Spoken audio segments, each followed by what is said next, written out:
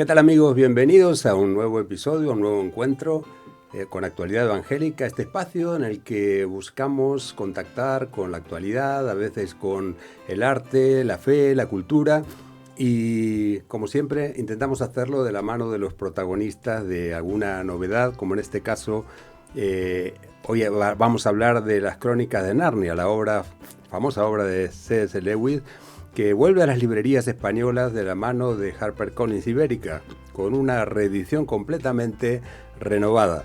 Esta nueva colección ofrece traducciones revisadas, nuevas cubiertas ilustradas y por primera vez en España la publicación en el orden natural de los acontecimientos, el mismo que Lewis consideraba más coherente para acompañar al lector desde la creación de Narnia hasta con su consumación final. Y para hablar de todo ello tenemos con nosotros, nos honra con su presencia, Rocío Isaza, editora ejecutiva de HarperCollins y responsable de esta ambiciosa edición. Con ella hablaremos de los criterios editoriales, del legado literario y espiritual de C.S. Lewis y de cómo esas historias siguen interpelando hoy a niños, jóvenes y adultos, también dentro de la comunidad evangélica en España. Hola, Rocío, encantado de tenerte con nosotros. Hola, muchísimas gracias por invitarme. Siempre es un gusto hablar de C.S. Lewis. Es un placer, nos encanta hablar de libros en general, nos encanta hablar de C.S. Lewis y también de su obra. Y en esta ocasión, qué privilegio poder tenerte a ti, responsable, digo bien, de esta nueva reedición de las Crónicas de Narnia que tenemos aquí. La voy a mostrar para nuestros amigos, la colección completa que nos ha traído gentilmente la editorial, numerada en el orden natural que C.S. Lewis recomendaba para leer, acercarse al mundo, al universo Narnia. Rocío, antes de hablar de la obra, vamos a mostrar un poquito más los libros después, queremos saber algo de ti. Te presenté como, a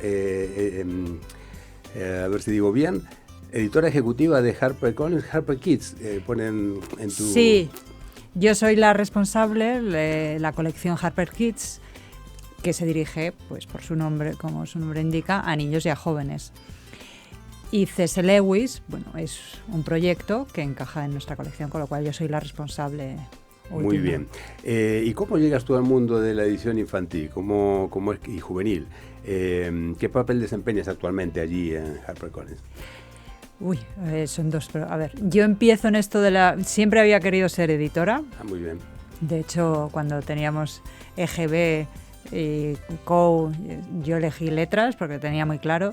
Tenía un tío sacerdote que trabajaba en la editorial SM, y entonces viví muy de cerca el mundo de la edición de su mano y me fascinaba. Te fascinaba. Y en especial, claro, como SM está dirigida a niños y jóvenes, pues claro, me parecía la más...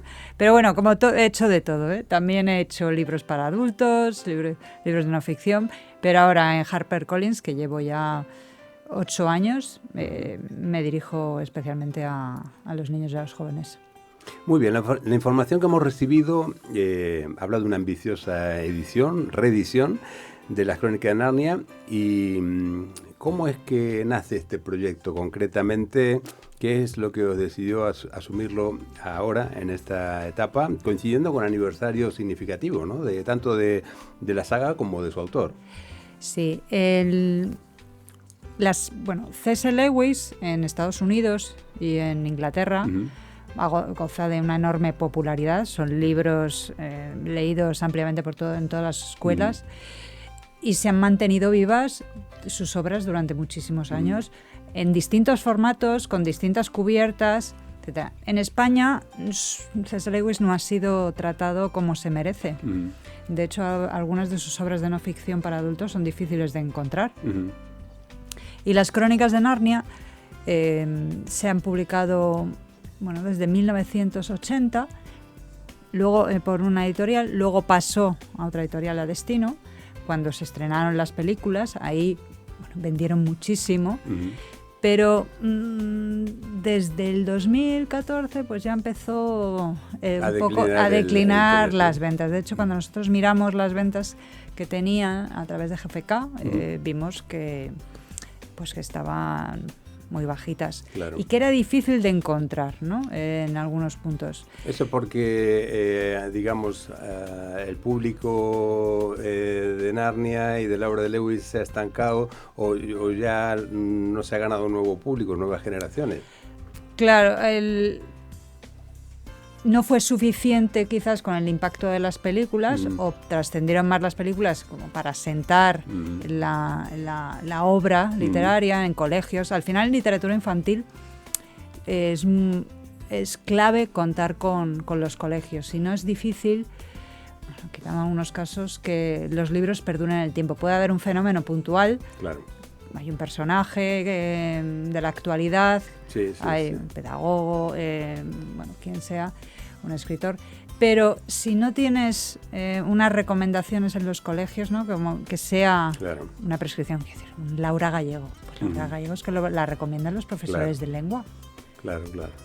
Entonces, bueno, pues eso ayuda, ¿no? Eso o ayuda Begoña mucho, Oro. evidentemente. Hay casos que, bueno, pues que van al margen, pero es clave contar con la promoción en los colegios. Entonces C.S. Lewis no se había leído mucho en los colegios. Hay algunos casos excepcionales, Por ejemplo, hay una red de colegios católicos que dependen del Consejo de Getafe, que por ejemplo sí que lo recomiendan en sus redes de colegios, pero no de una manera generalizada. Claro. Entonces eso hizo que si no, con las películas tuvo mucho éxito, y qué niño de 12 años no ha visto las Crónicas de Narnia, las películas. Claro. Es que es muy raro no encontrar niños que no hayan visto, porque estaban muy bien, sobre todo la primera, la del león. Entonces, pues no hubo un acompañamiento y fue bajando. Claro. Entonces, los derechos de HarperCollins, de las Crónicas de Narnia los tenía HarperCollins Inglaterra y HarperCollins Estados Unidos. Y en esas negociaciones, que yo he estado al margen, entonces no puedo contarle mucho, de repente, pues los derechos en español recaen en HarperCollins Christian, que lleva a América Latina, y HarperCollins Ibérica, que lleva a España.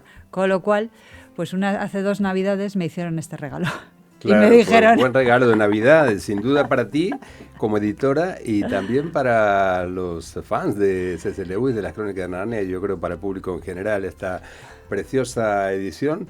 Ahora vamos a hablar un poquito más de ella. La vamos a mostrar también, porque tenemos el privilegio de que somos radio, pero también aparecemos en YouTube, la imagen.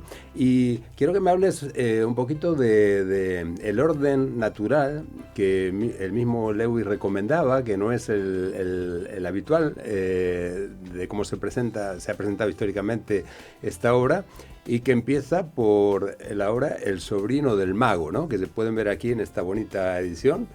De verdad que tiene una tipografía y bueno, ahora vamos a hablar también de las ilustraciones y demás. Pues este es el primer libro del orden natural de las crónicas, hasta el último, que es La última batalla. Con esto termina la colección de 7 libros que tenemos aquí con nosotros. ¿Qué puede aportar a la lectura de aquel que se acerque por primera vez a las obras de esta saga? El leerla en ese orden, ¿qué puede aportar de beneficio, de positivo?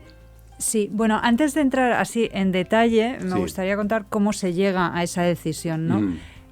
Vuelvo al anterior, hay unas negociaciones, entonces el HarperCollins Christian y HarperCollins Ibérica empiezan a ser los editores en España y en Latinoamérica, y hay como un reset, ¿no? Un inicio de las relaciones de HarperCollins, de todo el grupo, con los herederos. Entonces, los nuevos herederos, que es un sobrino de C.S. Lewis, deciden que es necesario actualizar las cubiertas para el nuevo público. Muy buena idea, sí. Porque, y lo que había pasado en España es que algunas llevaban las cubiertas de las películas, que claro, son películas de hace muchos años, se habían quedado un poco contextualizadas, y si no, eran las ilustraciones pues de los años, al principio del 2000, con lo cual también se habían quedado para un lector de hace 25 años, y ha cambiado mucho. Entonces se decide eso, y se decide también hacer caso a C.S. Lewis, porque en una carta había indicado cuál era el orden natural, ¿no? Entonces, aunque El sobrino del mago se había publicado siempre después, es mucho más natural introducirlo, o sea, que sea la introducción a Narnia, porque ahí es donde se crea el universo Narnia. Y de hecho, luego vuelven a aparecer los personajes. Claro. Sí, el manzano, el tío, o sea, todo está relacionado. El profesor. Entonces es... Digamos que se puede tener una panorámica más ordenada de la historia, de toda la crónica. Sí, aunque luego, y también, aunque voy a desmontar eso de otra manera, porque a mí lo que me gusta de Narnia es que realmente es como un heptágono. O sea, tú puedes entrar a Narnia desde cualquier puerta. Claro. O sea, igual que hay muchas puertas, tú puedes entrar a través de los anillos, a través del armario, o de repente, ¿no? En una estación de tren, que luego dicen que eso es un claro homenaje en Harry Potter, tú puedes entrar. Entonces, si empiezas a leer la última batalla, bueno, algunas cosas a lo mejor no te suenan, pero enseguida, porque ponen las claves, podrías hacerlo al revés y empezar. Pero bueno, en la información que recibimos de la editorial decía que ese era un poco el orden que él creía que era el mejor, ¿no? El autor. O sea, por eso. Esto es lo que de alguna manera los sobrinos herederos trasladaron, ¿no? Claro, porque él lo dejó en una carta. Claro. En una carta, pero luego, bueno, se había perdido esa información, ese mensaje, y se había publicado de otra manera. El libro más famoso es El León, la Bruja y el Armario, y era como el primero, pero bueno, se recuperó esa voluntad de C.S. Lewis de... Muy bien, interesante. Es algo que aporta esta nueva reedición. Sí. Bueno, y las cubiertas que son... Hablabas de las cubiertas que son obras, clave. Tengo aquí apuntado. Bueno, las traducciones, tenemos que decir, revisadas por Gemma Gallard, y nuevas cubiertas ilustradas por Owen Richardson. La verdad que son muy bonitas. A mí me gusta todo. Tengo que decir que es un libro que es tan fácil de leer por el formato, ¿no? Que tiene un tamaño, unos dibujos tan atractivos en la portada, una tipografía muy clara, se lee tan bien que esto se puede llevar en cualquier mochila, en cualquier lugar, y leer en el transporte público, en todas partes, ¿no? Acostumbrado a que ahora hay casi todas las obras de los grandes autores, pues vienen en tamaño gigantesco, ¿no? Que hace falta solo una mochila para llevar el libro. Esto se agradece, ¿no? Que tenga, aunque es una colección amplia, pero se puede ir leyendo y disfrutando de a poco en un tamaño realmente muy cómodo, muy fácil de leer. Sí, aquí ya entra el trabajo del editor, ¿no? Cuando nos dicen vais a editar en España a C.S. Lewis, hay que tomar una serie de decisiones, ¿no? En cuanto al formato, en cuanto a la tipografía. Hay cosas que nos vienen dadas y nos dicen no van a contar con las ilustraciones de Pauline Vines, que son las originales, que en una edición de lujo que vamos a sacar el año que viene, sí que van a estar. Vale. Entonces, eso... Un anticipo, ya nos has dado una primicia. Sí, eso ya lo teníamos claro. Muy bien. Luego nos dieron a elegir. Podíamos editar los libros en el 2023, que es cuando nos dieron la noticia, con las cubiertas anteriores, o esperar a las nuevas, porque el ilustrador americano que ha hecho estas 7 cubiertas, Owen Richardson, ha hecho un trabajo excepcional, pero la lleva mucho tiempo. Entonces, y han tenido que ser aprobadas por mucha gente. Entonces nos dijeron, va a tardar por lo menos un año. Luego ha tardado un poco más. Entonces dijimos, no, tenemos que ir a lo grande. No vamos a salir así poco a poco con las cubiertas antiguas. Tenemos que dar un golpe en la mesa con unas cubiertas llamativas y decir, esto realmente es como una nueva etapa de C.S. Lewis. Entonces tomamos la decisión de esperar. Hemos recibido muchas cartas durante estos 2 años de lectores diciendo ¿dónde están las crónicas de Narnia? Porque ya no se podía encontrar y era complicado, pero preferimos esperar y creíamos que así hacíamos justicia realmente a este legado. Pues no sé si quisieras describir para nuestra audiencia muy brevemente, ¿no? No te pido una clase, digamos, técnica, pero sí, por ejemplo, ¿qué pondrías en valor de esto? Porque yo veo aquí toda la colección. La voy a poner así en alto. Es distinto, cada libro tiene no solo un dibujo distinto, un distinto color. Se mantiene la tipografía de la portada. Evidentemente, las Crónicas de Narnia es la marca, por así decirlo. Pero Se habla de un lenguaje más apropiado para la época actual, ¿no? Para las generaciones nuevas. ¿Qué es lo que destacarías si tuvieras que contarnos por qué está hecha cada cosa de esta presentación, de este formato? ¿Qué es lo que destacarías como algo atractivo para el público juvenil, infantil actual? Sí, estas cubiertas, bueno, primero son mucho más cinematográficas. Más cinematográficas. Quiere decir, cada una de las cubiertas tiene como una pequeña historia. O sea, es como que está contando muchas cosas. Hay mucho más volumen que en las ilustraciones anteriores. Y hay una relación, o sea, si tú las ves juntas, aparte de esa diferenciación como por una colores, gama cromática, ¿no? Sí, de movimiento. Entonces es como que el ilustrador se ha centrado en algo. Una nos cuenta una batalla, otra cómo entran en Narnia. Cada una de ellas nos cuenta algo, ¿no? Y juntas componen una historia.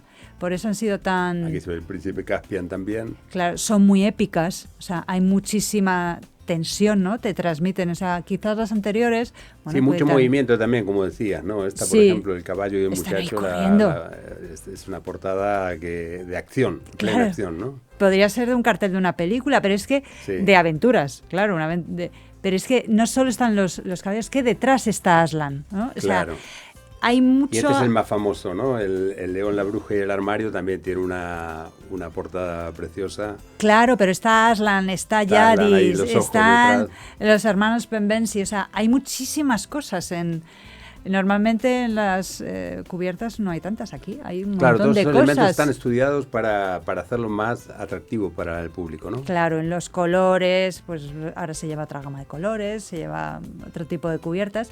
Y estas cubiertas han conseguido conectar con los lectores ¿Estáis satisfechos entonces con el trabajo de...? Sí, estamos muy satisfechos. Owen Richardson es el autor de las portadas, ¿no? Qué bien. Y se habla también de esta colección como un clásico intergeneracional, ¿no? De llegar a públicos de distintas generaciones y edades. ¿En qué sentido? ¿Cómo creéis que esta edición, esta colección nueva puede llegar al gusto y a las preferencias de distintos públicos, de distintas edades, ¿no? De distintas generaciones? A ver, los libros de literatura infantil buenos, de verdad, pueden ser leídos por un lector de cualquier edad. Claro, eso yo lo sé. Yo soy padre, he tenido hijos y tengo nietos ahora, y sé que muchas veces leo libros o veo películas para ellos, pero me encanta verlas a mí. Te ¿no? encanta, igual que... la excusa para verlas otra vez. ¿Cuál es el acierto de las películas de Pixar? Claro. Que tú llevas a tus hijos y te lo pasas fenomenal y no te importa verlas 7 veces. Claro, bueno, pues con los buenos libros de literatura infantil pasa igual. O sea, ¿quién no ha disfrutado con La historia interminable, El poncho de los deseos de Michael Ende? O nosotros tenemos colecciones de cómic, por ejemplo, que nos los pedían también los padres, o sea, Laifal o Ariol, porque tienen muchos niveles de lectura. Claro. Entonces, a lo mejor un lector de 10 años llega a una parte de la información, pero otro lector de más edad, en Narnia, va a encontrar una serie de referencias, que aquí está el acierto y la sabiduría de un profesor de universidad, como C.S. Lewis, de incluir detalles y referencias a folclore, a mitología nórdica. Entonces, bueno, a las religiones, ¿no? O sea, quiero decir, la religión era muy importante para también, C.S. Lewis. Porque entrando ya en el meridiano, el Ecuador, o un poquito más de nuestra entrevista, y creo que para nuestra audiencia también es un tema de especial interés, porque estamos hablando de arte, de literatura, evidentemente son clásicos de la literatura universal, ya se podría decir, esta obra de Lewis, pero Lewis también tiene otra faceta y es la conocida como apologista cristiano, un hombre pensador que ha escrito libros de un calado espiritual también, y incluso teológicos, ¿no? Si se puede decir, dentro del mundo cristiano, e incluso trascendiendo, ¿no? Muchas fronteras. Pero ¿cómo describirías tú desde tu posición de editora esa faceta que también se trasluce en la obra de Lewis en Narnia, ¿no? Es decir, esa espiritualidad, esa vocación por hacer de la espiritualidad también un arte, y del arte un poco espiritualizarlo, ¿no? O sea, ¿cómo lo ves tú como editora? Sí, bueno, Para mí lo más importante es que son unos libros de fantasía. Exactamente, sí. Que tienen, y ya es de coma, una serie de valores importantes. Entonces, C.S. Lewis quería hablar de una lucha del bien y el mal y de cómo el bien triunfa y mostrar pues los conflictos eternos del ser humano, los celos, las envidias, etcétera, a través de una historia de fantasía. Desde luego, si tú lees El Sobrino del Mundo, hay una creación del mundo. O sea, si tú lo puedes leer, aparece Adán y Eva, o sea, hay una mención. Y Aslan, bueno, está representado como Cristo. Pero eso, si lo quieres ver desde ese prisma. Claro, sí, hay distintos puntos de llegar a esta obra, ¿no? Desde la fe o la no fe, pero digamos, está en la esencia, digamos, de su espiritualidad cristiana, está allí, de alguna forma, crea un mundo de fantasía para comunicar valores, ¿no? De alguna manera. Claro, si tú lo quieres ver como, o sea, si tú eres un lector cristiano, lo vas a ver claramente identificado con tus valores. Hay analogías, sí, claro. Pero si tú eres un hindú, quiere decir, o sea, vas a disfrutar igual con las aventuras, con la fantasía, con los conflictos. Y bueno, eso lo tienes extra, pero no te va a resonar. Sí, esa es la habilidad y el arte, ¿no? También de Lewis. Y también habla de su talante, que no era un hombre, digamos, dogmático ni sectario, ni mucho menos, ¿no? Él profesaba su fe abiertamente y de hecho ha escrito libros netamente religiosos, pero no era una persona, digamos, con un talante sectario ni digamos, que... De hecho, era una pregunta que tenía aquí, él afirmaba que, bueno, en Aslan se ve una analogía de Cristo, las analogías están bastante claras para aquellos que conocemos el lenguaje de la Biblia, etcétera, de los evangelios, pero él no quería hacer algo de propaganda religiosa, ¿no? Ni mucho menos. Él, en su obra lo que quería era justamente que esa espiritualidad y esos valores, digamos, llegaran a todo el mundo a través de una obra de fantasía, ¿no? De ficción, de arte incluso, ¿no? Pero era clara su voluntad en este sentido, no era, digamos, hacer proselitismo religioso, sino alcanzar a todo el mundo con eso que para él era importante, como era su propia fe, ¿no? Sus valores. Sí, efectivamente los encuentras, quiero decir, todos los personajes se ven enfrentados a un conflicto y tienen que superarlo. Claro. Y decantarse por el bien la batalla o por final, el mal, ¿no? Claro. Que hay como una escatología bíblica final, pero contada en términos fantásticos, ¿no? La analogía está ahí también. Está ahí y no molesta. Quiero decir, a un lector no religioso no le molesta, es una información extra. Pero, claro, si lo miras, digamos, con otras lentes, vas a encontrar mucha más riqueza. O sea, pero ese es el enorme acierto de C.S. Lewis. O sea, tú lo puedes leer como... tiene muchísimos prismas. O sea, igual que decía antes, que tiene muchas puertas, tiene muchísimas facetas. Entonces lo puedes ver como novelas de aventuras, como fantasía, como 7 libros que nos hablan de los valores cristianos. Exactamente. Ahí está la riqueza de la obra tan maravillosa y que trasciende los tiempos. Y gracias a proyectos y a editoriales como HarperCollins, como editores como tú, pues vuelve a la actualidad de tanto en tanto, ¿no? Y ahora tenemos esta colección que desde la información que nos hiciste llegar, bueno, pues subrayaba es que esta colección llega en un momento en el que va a haber nuevas adaptaciones, se prevén nuevas adaptaciones audiovisuales, ¿no? Que podría ser una oportunidad también para ganar nuevos lectores, ¿no? Un público que todavía no conoce bien esta obra. Sí, Warner hizo 3 adaptaciones de las películas. La primera tuvo mucho más éxito que las siguientes. Y bueno, no se cerró todo el ciclo. Entonces Netflix compró los derechos para adaptación televisiva y cinematográfica de los 7 libros. Por ahora están proyectados 2 con Greta Gerwig, la directora de la película Barbie. Ajá. Y tenemos ya fecha de estreno de la primera película, El Sobrino del Mago, el 31 de ¿Ah, sí? de noviembre. Ah, vaya, aquí nomás está. Sí, sí, sí.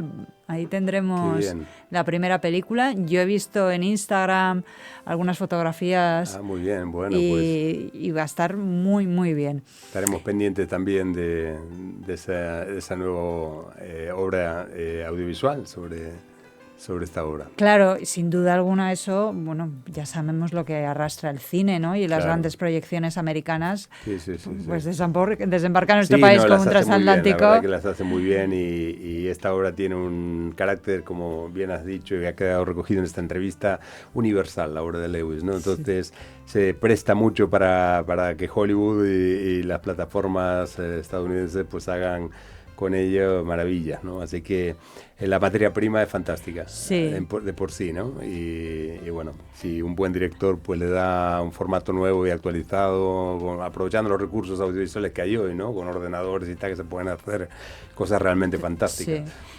Pero no solo estarán los 7 libros, nosotros ya tendremos, que bueno, ya he dicho, la edición de lujo, pero luego va a haber una novela gráfica del Sobrino del Mago. ¡Oh, qué bonito! Y luego ¿El todo esto en otoño. ¿Va a ser el mismo o no? No, es Fiona... Fiona Staple va a hacer la adaptación de El León, la Bruja y el Armario. La novela gráfica. Sí, y Ben Stark, que es el ilustrador, es un ilustrador de cómic, de Narval, va a hacer de la primera película del Sobrino del Mago.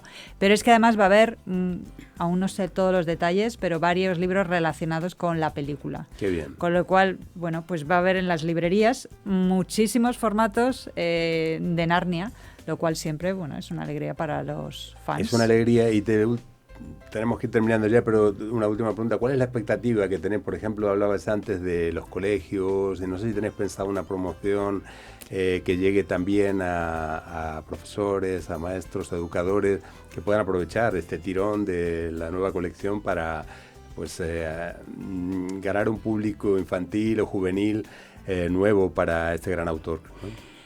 Mi expectativa como editora, bueno, por supuesto es vender un montón de libros, pero como pensando más a largo plazo, mi idea sería que hubiera, a partir de ahora, desde estas nuevas ediciones, desde la película, unas ventas constantes todos los años de C.S. Lewis. O sea, que en España tuvieran el reconocimiento, estos libros, que se merecen.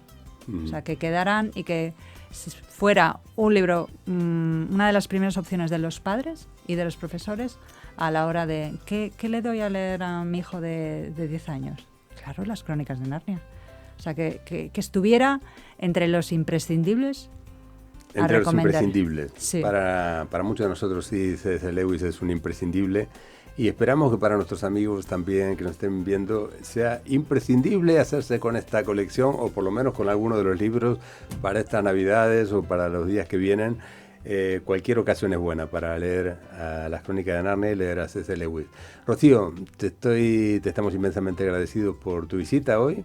Gracias enhorabuena por este trabajo, porque me imagino que y confío en que te dará unas grandes satisfacciones profesionales y también personales. Porque se te nota que eres un poco fan de Narnia y de Lewis. Mucho. Pero a nivel profesional me imagino que también ha sido un reto y es una oportunidad también muy grande. Así que felicitaciones. Y bueno, aquí estaremos pendientes de las nuevas novedades que surjan en torno a esta maravillosa obra de Lewis y quizá tengamos la oportunidad de tenerte con nosotros otra vez. Gracias. Gracias a vosotros por invitarme. Un placer y a vosotros amigos, hasta aquí llegaba nuestra entrevista de hoy. Esperamos que os haya gustado y os recordamos como siempre que podéis ver esta y otras entrevistas en nuestra página de YouTube, Actualidad Evangélica YouTube. Allí nos encontráis y podéis ver todas nuestras entrevistas, darle a suscribirse para que os lleguen las notificaciones y así seguirnos y estar en contacto. Muchas gracias y hasta la próxima.